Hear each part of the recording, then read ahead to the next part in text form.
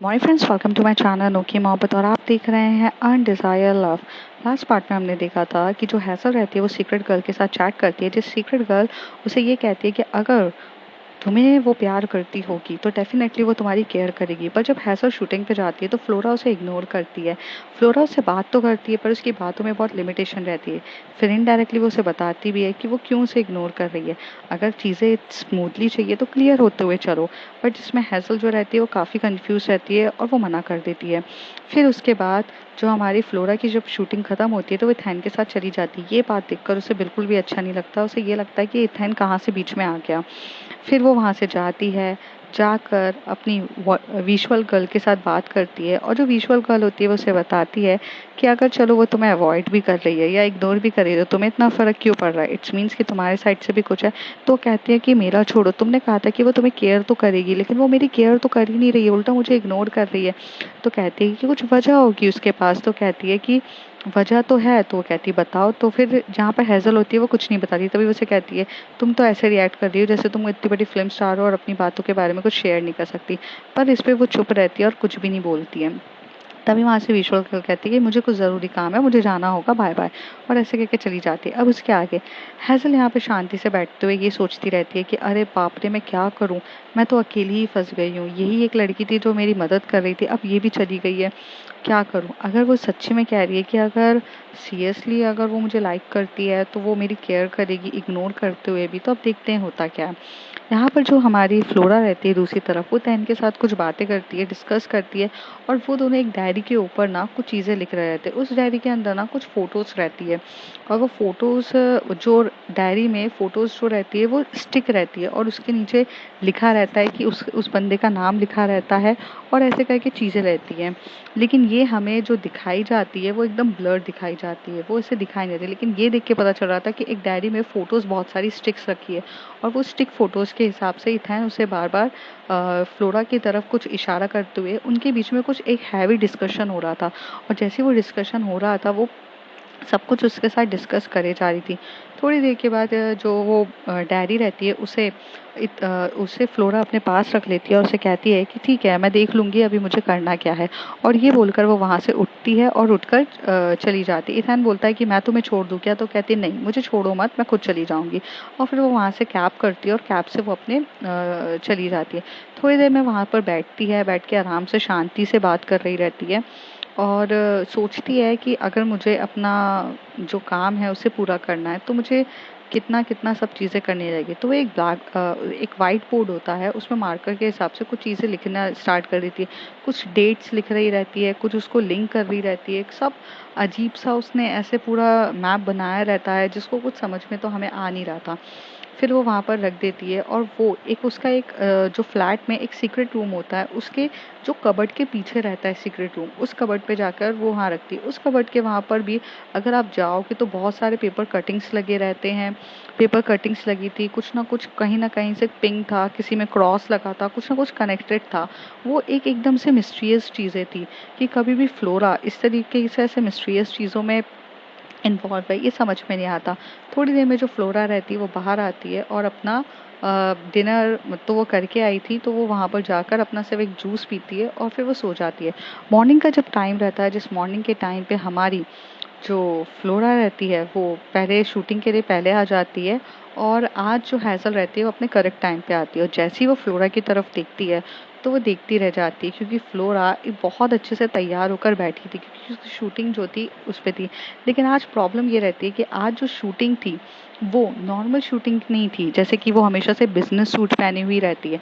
आज वो एक बहुत प्यारा सा एक वन पीस पहनी रहती है ब्लैक कलर की और उसने जो बाल को टाई किए रहते हैं अपने मतलब एक जूड़ा बनाया रहता है और सामने से उसकी दो लट रहती है और उसका मेकअप अभी होना बाकी था।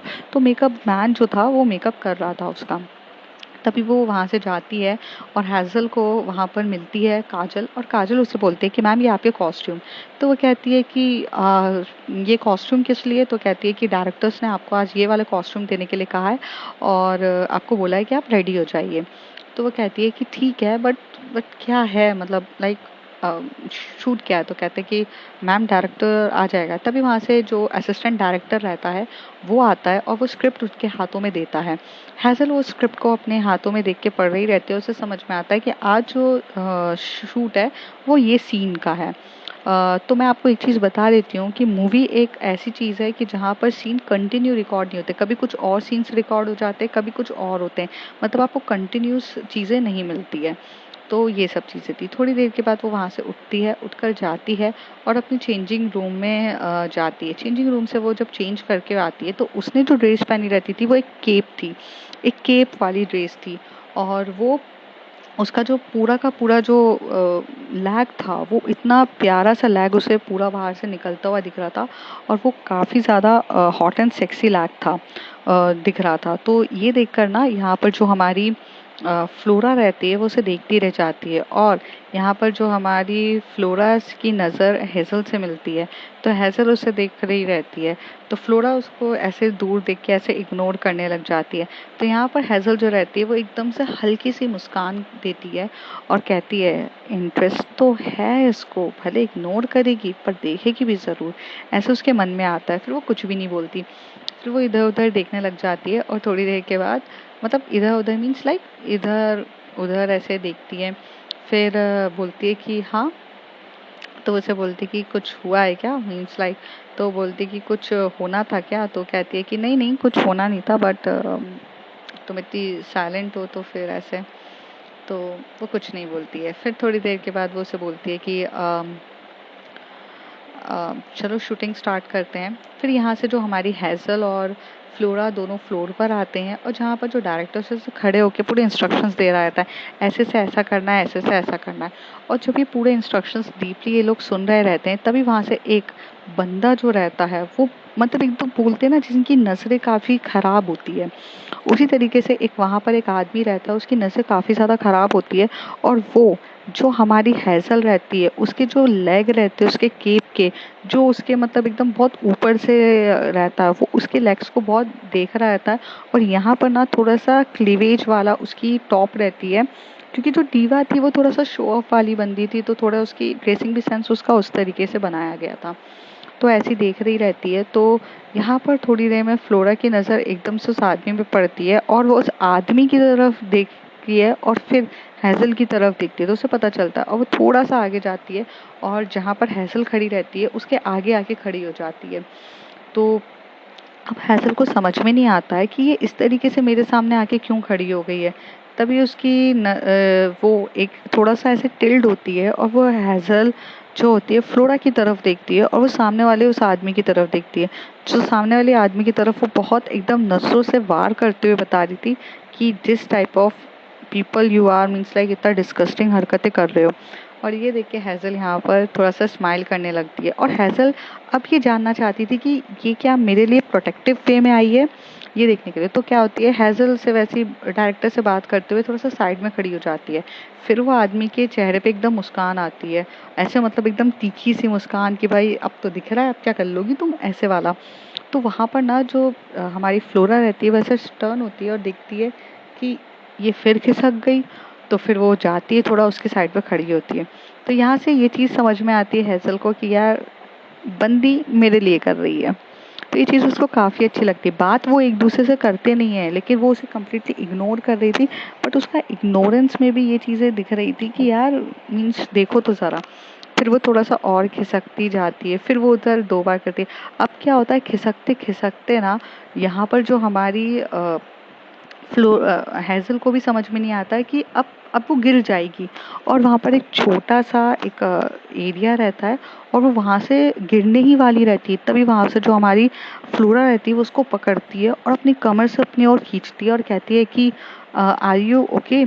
और यहाँ पर क्या होता है कि जो कैमरामैन रहता है वो फोटोज़ बहुत प्यारी सी क्लिक कर लेता है। ऐसी फोटोज़ जिनके आंखों में एक अलग सी कशिश दिख रही थी। कुछ सेकंड्स के लिए ये दोनों एक थम से जाते, दोनों की हार्ट बीट बढ़ रही थी, दोनों एक दूसरे की तरफ देख रहे थे, दोनों की आंखें एक दूसरे की आंखों से मिल रही थी। एक अलग सा स्पार्क उनकी दोनों की आंखों में दिख रहा था। जहाँ पर हैसल बेफिक्र होके उसकी बाहों में गिरने के लिए तैयार थी कि मुझे पता है तुम मुझे बचा सकती हो, वो वाली फीलिंग आ रही थी। और यहाँ पर जो फ्लोरा थी वो उसे बहुत टाइटली पकड़ी हुई थी कि कुछ है। थोड़ी देर के बाद डायरेक्टर बोलता है अरे तुम ठीक तो हो हैसल मैम। तो यहाँ पर फ्लोरा हैसल को जो है खींचती है और जा रही रहती है। तभी हैसल बोलती है उसे थैंक यू हाथ पकड़ के। तभी फ्लोरा कहती है अपना ध्यान रखा करो, कुछ लोगों की नज़र ठीक नहीं रहती है, और ये बोल के चली जाती है। तभी वहाँ पे हैसल बहुत स्माइल करती है और उसे कहती है उफ ये केयर। भले सामने वाला ये बोलते जाए कि I don't care, but the truth is that the person is care you very good way. थोड़ी देर में यहाँ पर जो हमारी हैज़ल रहती है वो वहाँ पर खड़ी हो जाती है और उसकी शूटिंग स्टार्ट होती है। अब क्या होता है कि अब यहाँ जो शूटिंग हो रही रहती है वो एक बहुत बड़े पार्टी लॉन में रहती है। एक पार्टी लॉन रहता है जहाँ पर जो पूरे जो को एक्टर्स रहते हैं, जिसको जूनियर आर्टिस्ट भी कहते हैं, वो सब लोग वहाँ पर आ जाते हैं। और यहाँ पर जो नताशा रहती है उसका बर्थडे रहता है। जो नैट्स रहती है, जो हमारी जो दोस्त रहती है हमारी दीवा की, लेकिन साथ ही साथ वो क्लाइंट रहती है हमारी शिरीन की। तो उसने अपने बर्थडे पार्टी में यहाँ पे सबको इनवाइट किया रहता है और बर्थडे थीम जैसे कैजुअल होती है वैसी कैजुअल बर्थडे थीम रहती है और सबके सब आते हैं। तो यहाँ पर जो हमारी बताया गया है कि जो दीवा जो उसकी सबसे ज़्यादा क्लोज है वो पहले से ही आके खड़ी रहती है। यहाँ पर वो आकर खड़ी रहती है और वो नताशा से बात कर रही रहती है और ऐसी पार्टी चल रही रहती है, म्यूज़िक चल रहा रहता है, लाइटिंग्स पूरी वो पूरा पार्टी का माहौल ऐसे शूट हो रहा रहता है। तो यहाँ जो हैज़ल जो दीवा बनी रहती है वो नताशा से बात करते हुए कहती है अपने डायलॉग्स पे कि तुमने यहाँ पार्टी में सबको बुलाया है, शायद किसी को मिस तो नहीं कर दिया। तभी नताशा स्माइल करते हुए बोलती है ओ कम ऑन दीवा, जब से तुम्हारी शादी टूटी है ना तुम्हारी नज़र सिर्फ शायद एक ही इंसान को ढूंढती रहती है, क्यों चल रहा है क्या तुम्हारा शिरीन के साथ। तो दीवा स्माइल करते हुए बोलती है नहीं यार अभी तक तो कुछ भी नहीं, और तुम्हें लगता है क्या कुछ चल सकता है क्या, वो इंसान इतनी बड़ी वाली है कि भाव तक नहीं देती है मुझे। यार मुझे समझ में नहीं आ रहा कि मुझ में कुछ कमी है क्या। यहाँ पर जो हैज़ल रहती है जो दीवा वो नताशा को बोलती है। तभी नताशा से बोलती है वो शायद से कमिटमेंट चाहती हो और तुम कमिटमेंट देने के लिए रेडी हो तो फिर प्रॉब्लम थोड़ी ना। तो कहती है तो कमिटमेंट के लिए पूछना भी तो चाहिए, means like if she is perfect then मुझे क्या डाउट है। तो तभी वो उसे पूछती है कि तुम्हें किसी लड़की के साथ रिलेशनशिप आने में कोई डाउट नहीं है। तो यहाँ पर हैसल जो होती है उसका डायलॉग कुछ और रहता है लेकिन वो कुछ और बोल देती है। जैसे उसके डायलॉग जेन्युइनली डायलॉग निकलते हैं, हैसल को डीवा का डायलॉग बोलना रहता है लेकिन वो नहीं बोलती है, वो अपना जेन्युइन डायलॉग बोल देती है। वैसे बोलती है पता है इस दुनिया में हम हमेशा से ऐसा पार्टनर ढूंढते हैं जो हमारा केयरिंग नेचर वाला हो, जो हमें साथ में देखे, हमारा ख्याल रखे, हमारे साथ मस्ती करे, हमारे साथ बातें करे, हमारे लिए वो प्रोटेक्टिव हो। अगर वो चीज़ें अगर आपको एक फीमेल पार्टनर में भी मिलती है तो क्या गलत है। हाँ, अगर हम सोसाइटी के बारे में सोचते रहेंगे, हर टाइम ये सोचते रहेंगे कि सोसाइटी क्या सोचेगी, तो हम यार अपने बारे में कभी सोच नहीं पाएंगे, हम शायद अपने लिए नहीं जी पाएंगे। और मुझे ऐसा लगता है कि मुझे उनके लिए नहीं अपने लिए जीना चाहिए, अपने लिए चीज़ें समझनी चाहिए, अपने लिए समझना चाहिए। अगर मुझे ऐसा लगता है कि वो लड़की मेरे लिए सही है तो है, बस यार लेकिन मैं एकदम से हाँ नहीं कह सकती हूँ, क्योंकि मुझे चाहिए समय, मुझे देखना है कि वो कितने लेवल तक मेरे लिए वो सब कर सकती है जो एक पार्टनर, एक रिलेशनशिप, एक कमिटमेंट, एक लाइफ टाइम के लिए आना ज़रूरी है। अगर वो चीज़ मुझे उसमें मिलेगी तो क्यों ना। ये जब डायलॉग चल रहे रहते हैं तो यहाँ पे डायरेक्टर कट नहीं बोलता। डायरेक्टर को तो एक पल के लिए लगता है कि भाई ये तो उसी के डायरेक्टर रहते हैं। तभी वहाँ से जो डायलॉग राइटर आता है वो मतलब उसे कुछ बोलना ही रहता है, पर जब ये डायलॉग ख़त्म हो जाता है तभी नताशा बोलती है cut cut cut. But dialogues तो कुछ और थे ना, ये तो कुछ भी बोल दिया। सॉरी हैजल मैम, ऐसे बोलती है वो। तभी डायरेक्टर बोलता है ये डायलॉग नहीं था। तो राइटर बोलता है मैं जब से बोल रहा था आपको कट कट कट, डायलॉग नहीं था। तो यहाँ पर जो फ्लोरा रहती है वो डायरेक्टर के बाजू में खड़े होके वो एक हल्की सी स्माइल देखकर स्माइल कर रही थी, क्योंकि उसे पता रहता है कि ये अपने दिल की बात कह रही है। और वो उसे हंसी भी आती है, बट वो कुछ करती नहीं है। और एक बोलते हैं ना, एक ब्लश करना, एक स्माइल करना, एक एक सब कुछ फील करना, वो सारी वो बातें फील कर रही थी। उसे देख के ऐसा लग रहा था कि बाप रे, वो कितनी खुश है। हैzel की नज़र फ्लोरा से पड़ती है और फ्लोरा उसकी तरफ देख रही रहती है, और वो आंखों से कहती है उसकी तरफ, तो मीन्स ये सारी फीलिंग्स देनी पड़ेगी, तब जाकर तुम मेरी होगी। मतलब वो आंखों में उसके ये दिखती है। हैzel बस ऐसे दिखती है और वो ऐसे बोलती है कि ये तुम्हारे लिए नहीं था। तभी हैzel मतलब फिर वो जो री ऐसे बोलते हैं ना, जो रीशूट करते, आप शूट कर लेते हो उसे, चेक करते हो, तो वो चेक करने लगते हैं ताकि रीशूट करना पड़े या नहीं। तो जैसे ही चेक करते हैं तो वो एक बहुत जेन्युइन डायलॉग और वो सब कुछ दिख रहा था। तभी डायरेक्टर बोलता है डायलॉग अच्छा है, छोड़ो, जेन्युइन लग रहा है, छोड़ो छोड़ो, आगे बढ़ो आगे बढ़ो। तो वो कहता है यार, फिर नताशा भी कुछ कर नहीं सकती थी, जो नताशा बनी थी, जो वहाँ की हमारी जूनियर आर्टिस्ट रहती है, वो भी चुपचाप बैठी रहती है। और बेचारी करती भी तो भले क्या करती, ऐसे वो चुपचाप बैठी रहती है। थोड़ी देर में यहाँ पर हमारी एक्चुअली में नताशा का डायलॉग होता है, तो यार फिर तो तुम्हें मिल जाएगी ऐसे, वो सिर्फ इतना बोल देती है। तो उसे बोलती है, फिर यहाँ पे कुछ पार्टी सॉन्ग बजने लगते हैं वगैरह। यहाँ पे हैzel की नज़र सिर्फ और सिर्फ फ्लोरा को ढूंढ रही रहती है, और सच्ची में उसकी नज़र फ्लोरा को ढूंढ रही रहती है, क्योंकि फ्लोरा वहाँ पर नहीं आती। फ्लोरा यहाँ के एक दूसरा साइड रहता है, वहाँ पे शूट कर रही रहती है, जिसे पार्किंग साइड किया जाता है। पार्किंग साइड पे वो वहाँ पर जेन्युइनली शूट कर रही रहती है कि कार से उतरेगी, उसका फेस ऑफ कैमरा कैसे आएगा वहाँ, क्योंकि वो शिरीन बन के आई थी और वो फर्स्ट टाइम एकदम ये जो ड्रेस पहनकर आई थी, तो उसका लुक बहुत अलग था। तो उसके लिए वो शूटिंग के लिए जो बेसिक कैमरास एकदम घुसेड़ने थे, सॉरी मतलब बेसिक कैमरास ऐसे जो फोकस वाले डालने थे, वो सब कैमरास होने लगते हैं।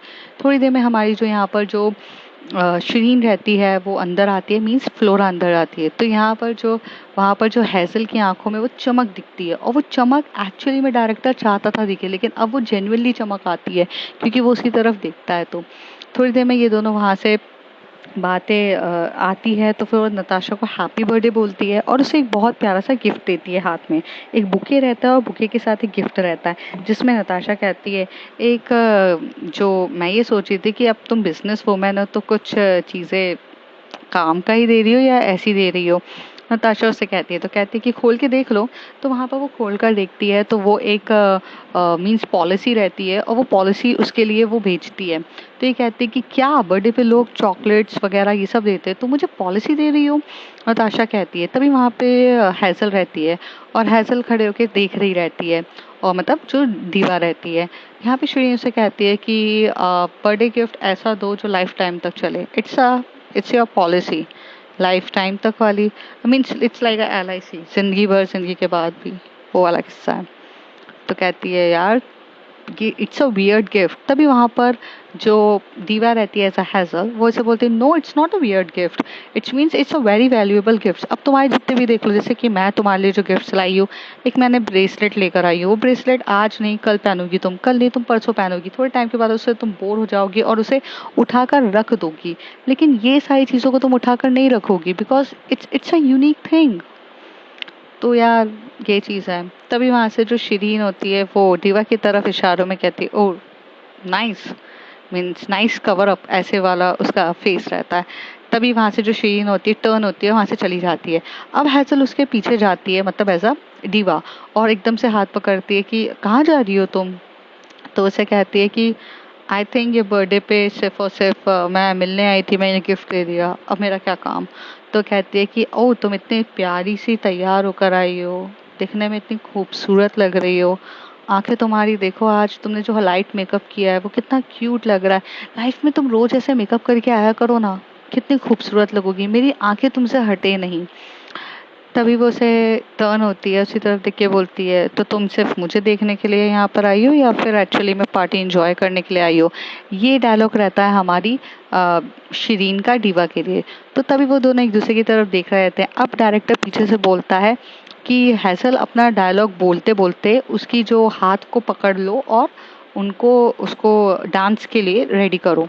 तो थोड़ी देर में यहाँ पे हैzel का डायलॉग ऐसा रहता है कि हैzel जो दीवा रहती है वो डायलॉग ये बोलती है कि अगर ऐसा ही है तो क्यों ना मैं तुम्हें इस तरीके से ही देखती रहूं, और उसके कमर में हाथ डालती। तभी शीन बोलती है, तुम्हारी हाथ कहाँ जा रहा है तुम्हें पता है ना। तो हैज़ल उसकी बोलती है बिल्कुल पता है मुझे, क्यों नहीं पता होगा।